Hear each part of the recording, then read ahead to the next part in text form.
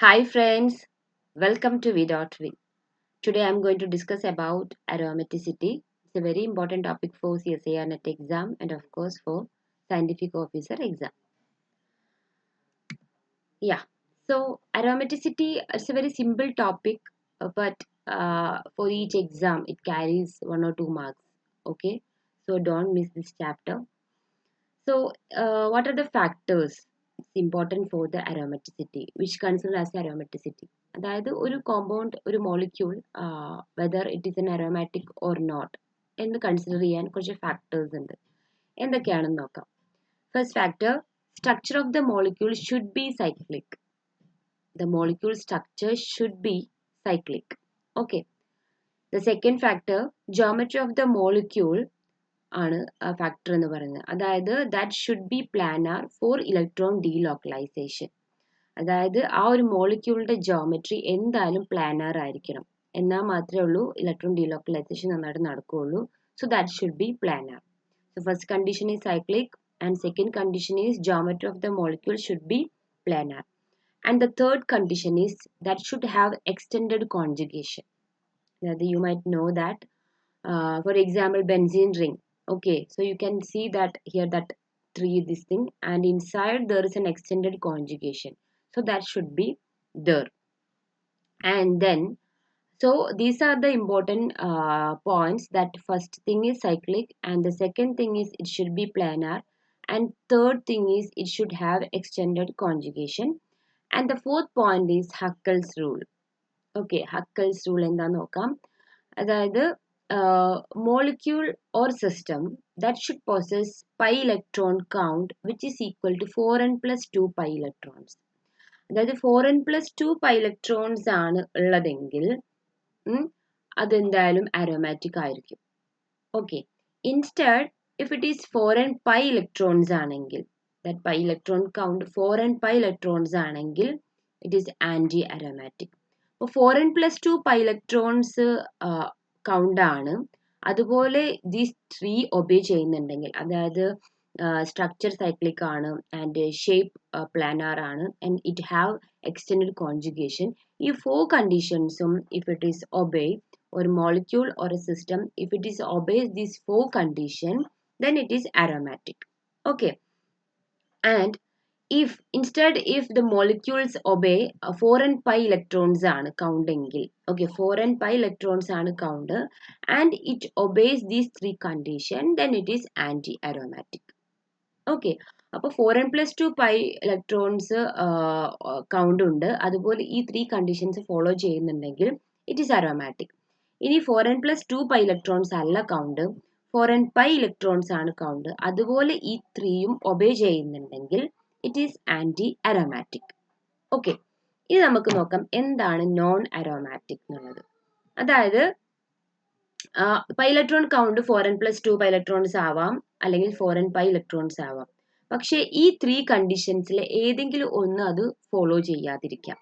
Okay, maybe it cyclic ആയിരിക്കാം, പക്ഷെ അത് പ്ലാനർ ആയിരിക്കില്ല. ഓക്കെ, ഇനി സൈക്ലിക് ആണ് പക്ഷെ കോൺജുഗേഷൻ ഉണ്ടാവില്ല.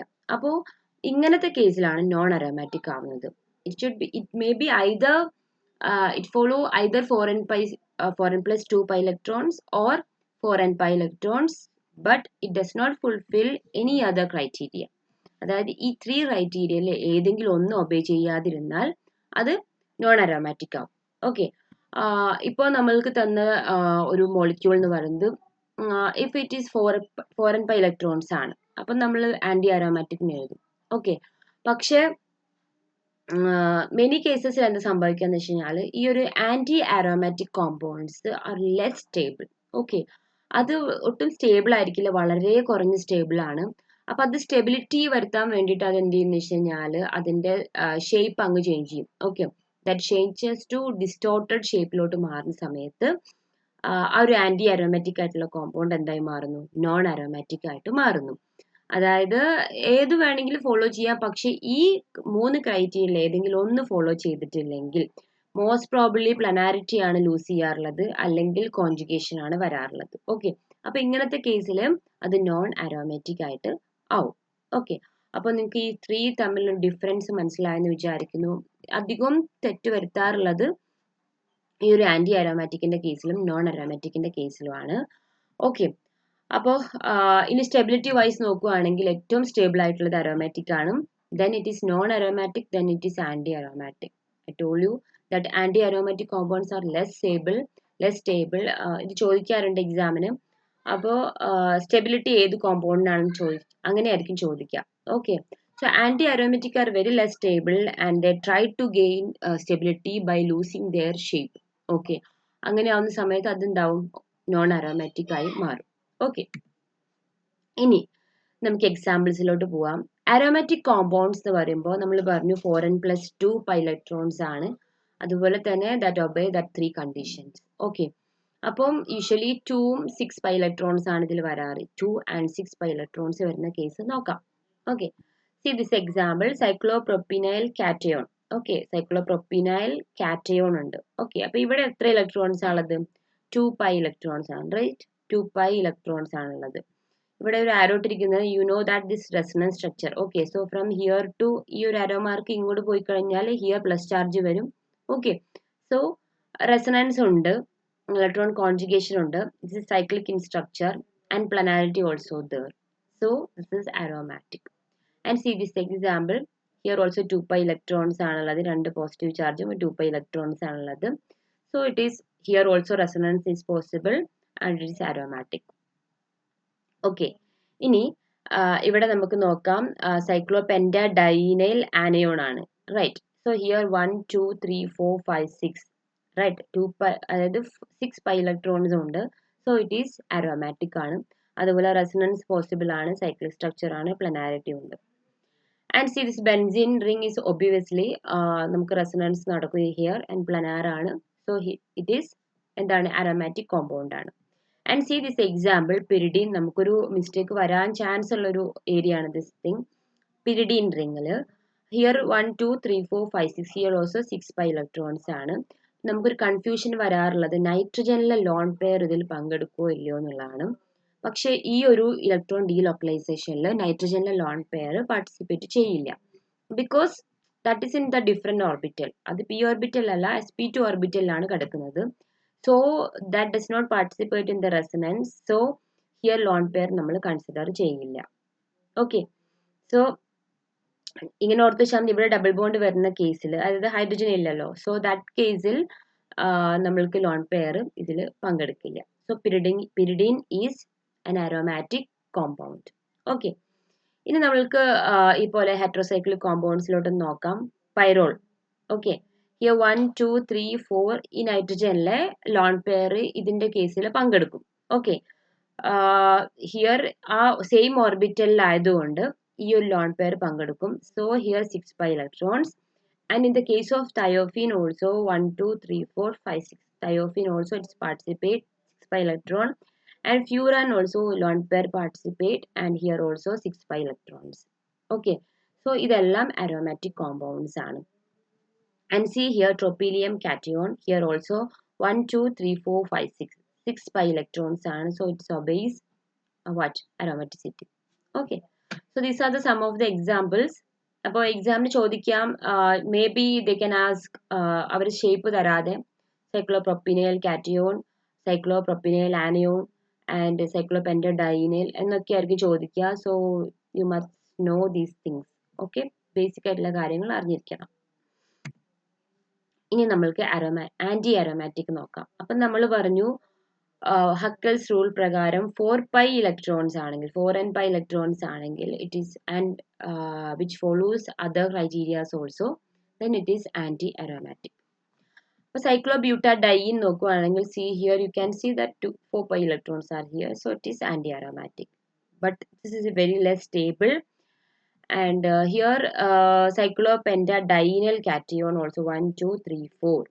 Okay, and here so 4 pi electrons only, so this is anti aromatic. Cyclopropynyl anion, see here 1 2 3 4. Okay, so this is 4 pi electrons, this is anti aromatic nature. What you have to remember is anti aromatic are always less stable, and you will try to get stability by losing its planarity. അപ്പോൾ ഈ small structure ഒന്നും പെട്ടെന്നൊന്നും planarity lose ചെയ്യില്ല. all others big സ്ട്രക്ചറിലോട്ട് വരുന്ന സമയത്താണ് നടക്കുന്നത്. So these all are anti aromatic compounds are less stable. ഇനി നമ്മൾക്ക് എന്താണ് നോൺ അരോമാറ്റിക് എന്ന് പറയാം. അപ്പൊ നമ്മൾ നേരത്തെ പറഞ്ഞു സൈക്ലോപ്രോപ്പിനിൽ ആനിയോൺ, സൈക്ലോപ്രോപ്പിനിൽ കാറ്റിയോൺ. സോ നമുക്ക് ജസ്റ്റ് സൈക്ലോപ്രോപ്പിന് മാത്രം എടുക്കാം. ഓക്കെ, ഇവിടെ പ്ലസും ഇല്ല മൈനസും ഇല്ല. അങ്ങനത്തെ കേസിൽ this is sp3 orbital, right? sp3 carbon ആണ് ഹിയർ ഉള്ളത്. And here no resonance also. ഇവിടെ നമ്മൾക്ക് ഒരു റെസൊണൻസ് നടക്കുന്നില്ല, not conjugated. So 4n+2 follow ചെയ്യുന്നുണ്ട്, 2π ഇലക്ട്രോൺസ് ആണ് ഉള്ളത്. പക്ഷേ it does not fulfill this criteria of the conjugation, so it is non-aromatic. Okay. ഇനി another very important example ആണ് cyclooctatetraene, COT എന്ന് എഴുതും. സോ ഹിയർ നമ്മൾ നോക്കിയാൽ നമുക്കറിയാം 8 ഇലക്ട്രോൺസ് ആണുള്ളത്. അപ്പൊ 8 ഇലക്ട്രോൺസ് ഉള്ള case this is anti aromatic ആണ് വരുന്നത്. പക്ഷെ see this is very less stable, so it will try to gain stability by losing is planarity. അപ്പോൾ പെട്ടെന്ന് തന്നെ അതിന്റെ ഷേപ്പ് മാറിയിട്ട് ദിസ് ബോട്ട് ഓർ ട്രേ, നിങ്ങൾക്ക് വേണമെങ്കിൽ ബോട്ട് ഷേപ്പ് എന്ന് പറയാം, അല്ലെങ്കിൽ ട്രേ ഷേപ്പ് എന്ന് പറയാം. ഈ ഒരു ഷേപ്പ് ഇത് പെട്ടെന്ന് തന്നെ ആവും. ഓക്കെ, അങ്ങനെ COT എന്താവുകയാണ്? നോൺ അരോമാറ്റിക് ആവുകയാണ് ചെയ്യുന്നത്.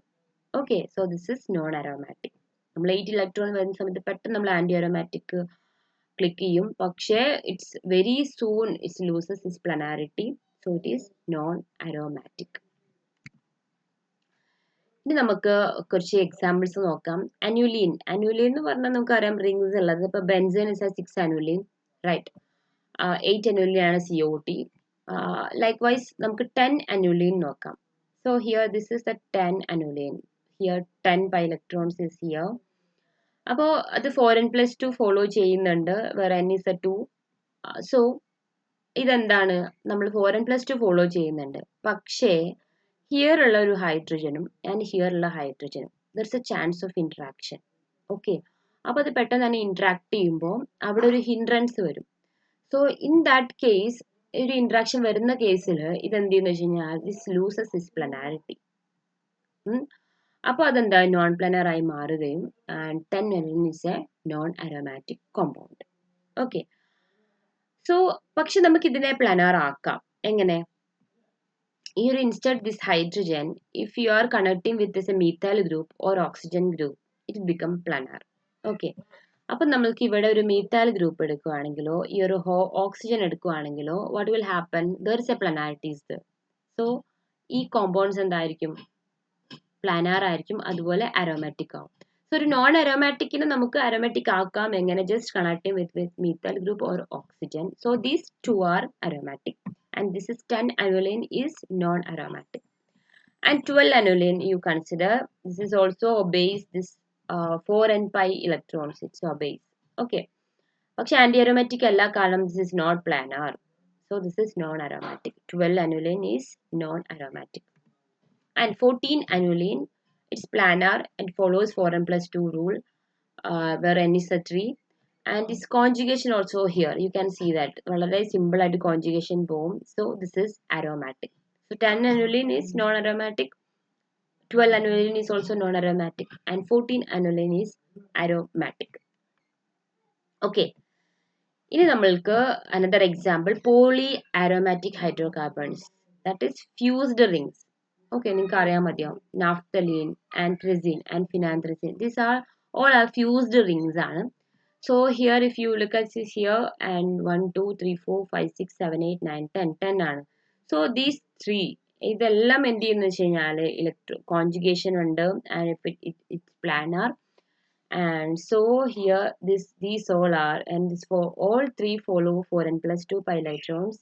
So these three are aromatic in nature. Okay, so all polyaromatic hydrocarbons, aromatic in name itself showing aromatic in nature. Okay, so class മനസ്സിലായെന്ന് വിചാരിക്കുന്നു. സോ നെക്സ്റ്റ് വീഡിയോയിൽ നമുക്ക് കുറച്ച് ക്വസ്റ്റ്യൻസ് ഒക്കെ ചെയ്യാം, പ്രീവിയസ് ക്വസ്റ്റ്യൻസ് ആൻഡ് ചാൻസസ് ഉള്ള ക്വസ്റ്റ്യൻസ് എല്ലാം next വീഡിയോയിൽ നമ്മൾ ചെയ്യുന്നതായിരിക്കും. Okay, thank you very much.